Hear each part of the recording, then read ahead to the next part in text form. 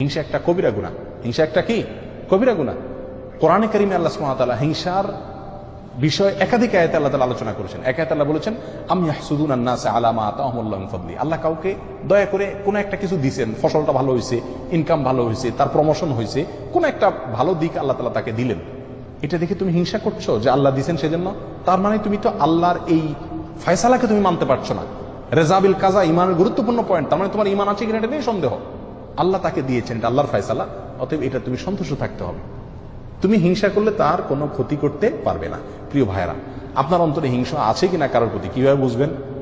কারোর কোনো ভালো সংবাদ শুনে, কারোর কোনো ভালো হাল দেখে, কারোর কোনো সুখের অবস্থা দেখে আপনার ভিতরে জ্বলে কিনা দেখবেন। যদি ভিতরে দেখেন যে জ্বলে চিনচিন করে, একজনের খবর শুনছেন যে সে আপনার প্রমোশন হয়ে গেছে, একজনের খবর শুনলেন যে সে মাশাআল্লাহ এত টাকা পেয়ে গেছে, লটারিতে আপনি পাইলেন না সে পাইল, একজনের খবর শুনলেন যে তার ছেলে মাশাআল্লাহ এসএসসিতে গোল্ডেন 5 পেয়ে গেছে, আপনার ছেলে ফেল করছে, তারটা শুনছেন, শোনার পর আপনার অন্তরে চিন করে জ্বলল। হয় না এরকম?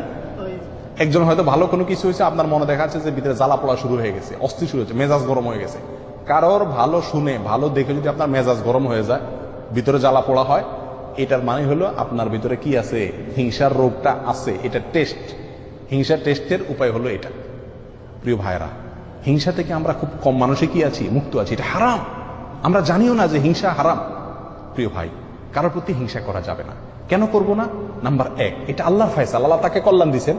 আমি তার প্রতি হিংসা করা মানে আল্লাহর ফয়সালাকে অস্বীকার করা, না মানা, বিদ্রোহ করা, যেটা এক প্রকার কুফরি। অতএব হিংসা করা যাবে না। নাম্বার 2, এটা কবিরা গুনাহ, আমার আমল নষ্ট হয়ে যাবে। 3 নম্বর, মনকে বলতে হবে, ও মন, তাকে যে আল্লাহ কল্যাণ দিছে সে আল্লাহ আমাকেও দিতে পারে। তাকে দিছে, এই জন্য আমি যদি খুশি হই, তার জন্য আরো দোয়া করি, ইনশাআল্লাহ আল্লাহ আমাকে দান করবেন। আল্লাহ পরীক্ষা করেন বান্দাকে অনেক সময়। কথা বুঝে আসছে? এই কথা নিজেকে বুঝাইতে হবে, প্রবোধ দিতে হবে এবং হিংসা থেকে বাঁচার চেষ্টা করতে হবে। আর মনে রাখতে হবে, আমি যদি হিংসা করি তার কি কোনো ক্ষতি করা যাবে? আমার মনে যত জ্বালা পড়া হবে, ক্ষতি তার হবে? উল্টা ক্ষতি আমার হবে। আমার অন্তরে জ্বালা পড়া হলে হার্ট অ্যাটাক আমার হবে, অসুস্থ আমি হব, তার কি কোনো ক্ষতি হবে? হবে না। তাহলে এর চাইতে নির্বোধ কে? এই জন্য কারোর কোনো কল্যাণ দেখলে বরং আরো কি হওয়া? খুশি হওয়া।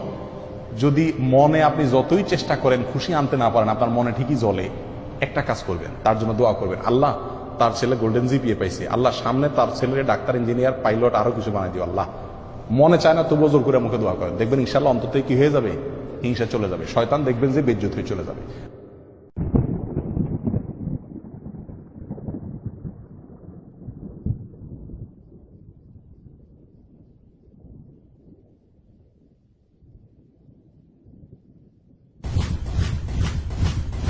জাযাকাল্লাহু খায়রুন।